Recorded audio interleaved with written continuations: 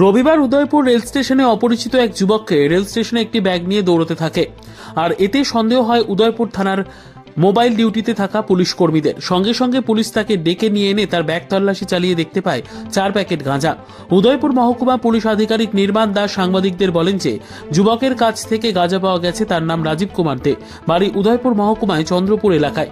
তাকে থানায় নিয়ে আসা হয়েছে। পুলিশ জিজ্ঞাসাবাদ করে জানতে চাইছে গাঁজাগুলো কোথা থেকে আনা হয়েছে, কোথায় নিয়ে যাওয়া হচ্ছে, আর কেউ জড়িত আছে কিনা তা জানার চেষ্টা হচ্ছে বলে উদয়পুর মহকুমা পুলিশ আধিকারিক নির্মাণ দাস জানিয়েছেন। আজকে সকাল 7:20 নাগাদ আমাদের আরকেপুর পিএসের অফিসার উদয়পুর রেল স্টেশন সংলগ্ন এলাকা দিয়ে মোবাইল ডিউটি করছিলেন। তখন রেল স্টেশনের যে রেলওয়ে ট্র্যাক আছে তার উপর দিয়ে একজন সাসপেক্টেড পারসন একটি ব্যাগ নিয়ে দৌড়াচ্ছিল।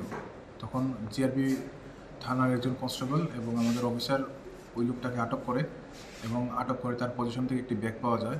তারপর আমরা সাসপেক্ট করি যে ওই ব্যাগের মধ্যে কোনো কন্ট্রাব্যান্ড আইডেন্টিফাইস আইটেম থাকতে পারে। তারপর ওকে অফিসে নিয়ে আসা হলো এবং থরো সার্চ করার পর ওর পজিশন থেকে ওই ব্যাগটা থেকে 4 প্যাকেট ড্রাই গাঞ্জা পাওয়া গেছে।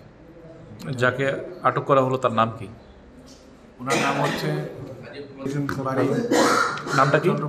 রাজীব কুমার দে, উত্তর চন্দ্রপুর। কত কেজি গাঁজা পেলেন আপনারা?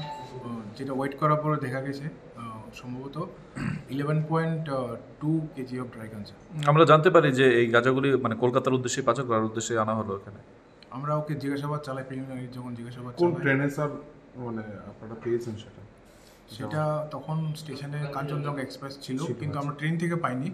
ও ট্রেনের দিকে দৌড়াচ্ছিল রেলওয়ে ট্র্যাকের উপর দিয়ে।